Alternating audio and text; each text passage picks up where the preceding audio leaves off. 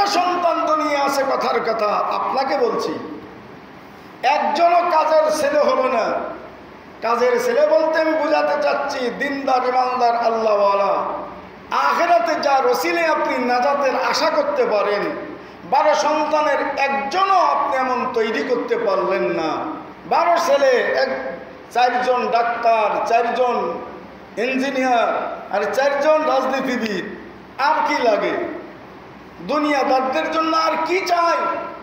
আপনি তো গর্বে অহংকারে ধরাকে সরাজ্ঞান করেন। আমার 12 সন্তানের 4 জন ডাক্তার, 4 জন ইঞ্জিনিয়ার আর 4 জন রাজনীতিবিদ, অথবা 3 জন ডাক্তার, 3 জন ইঞ্জিনিয়ার, 3 জন আইনজীবী আর 3 জন রাজনীতিবিদ, আর কি চাই?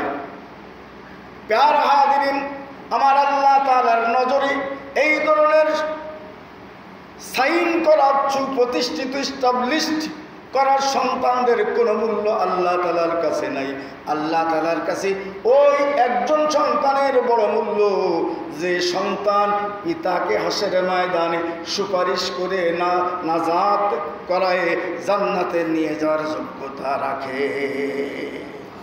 ঠিক কিনা বলেন? কাজেই আমরা কেমন সন্তান দুনিয়ায় রেখে যেতে চাই, এটা আমাকেই সিদ্ধান্ত নিতে হবে। ঠিক কিনা বলেন?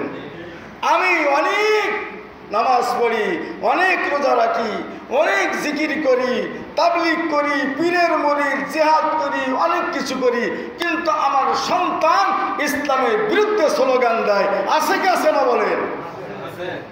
এইরকম সন্তান আমার দুনিয়াতে একটা কেন, 1000টার থেকে লাভ কি? ইসলামের বিরুদ্ধে আমার সন্তানেরা, আর আপনি ইসলামের পক্ষে মসজিদে পড়ে থাকেন, এর লাভটা কি?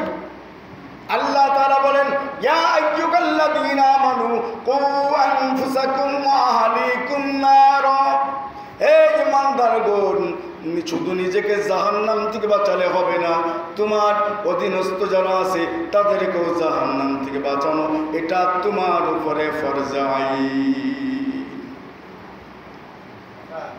প্যারা হাদিরিন,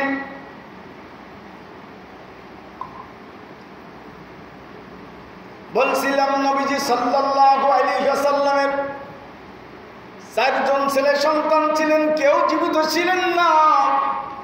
4 জন মেয়ে ছিলেন, জাইনাব, রুকাইয়া, কুলসুম আর ফাতেমা।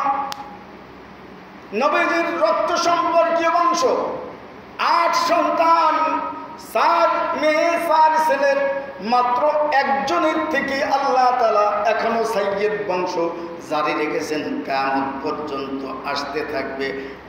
আখিরি জামানায় নবীজির বংশে হযরতে মাহদীর আগমন ঘটবে। প্যারা হাদিরিন, মাহদী আসবেন নবীর বংশে, নবীজি নিজেই বলে গেছেন। আর আমার